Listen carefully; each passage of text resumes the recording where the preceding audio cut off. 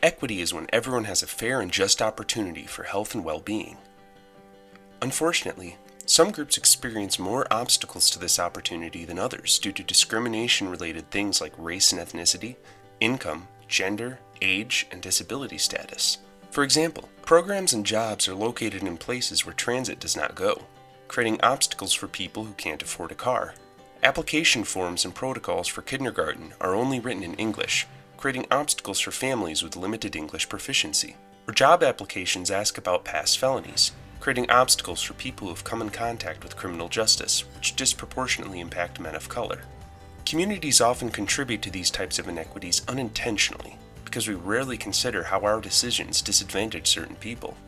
An equity impact assessment is a tool to ensure your efforts don't unintentionally contribute to local inequities, but instead promote equity. It's essentially a set of questions to help you think through how a particular policy, program, budget, protocol, process, or decision will affect different groups of people from various demographic backgrounds in either positive or negative ways, and what to do about it. For example, it includes questions like, which local groups of people will be most disadvantaged by this policy, budget, protocol, process, or decision? How can you prevent or minimize these negative impacts? Plus, this process can help create cost savings.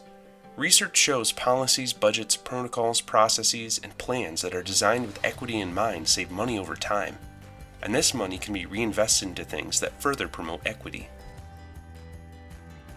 What does an equity impact assessment actually look like in practice? Here's a case study from the Annie E. Casey Foundation on how the Minneapolis School Board used an equity impact assessment to guide their decisions.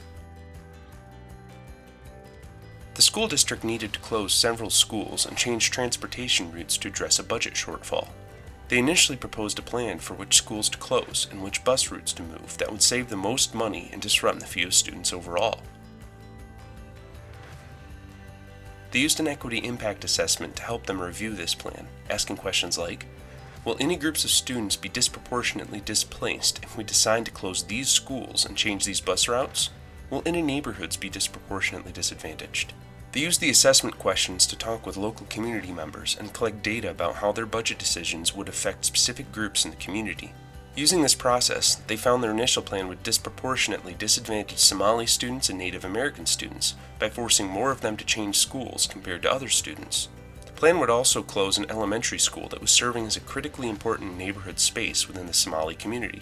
In response, the school district worked with members of the Somali and Native American communities to help them redesign the plan to reduce these inequities. Together, they created a new plan that both reduced inequities and maximized cost savings.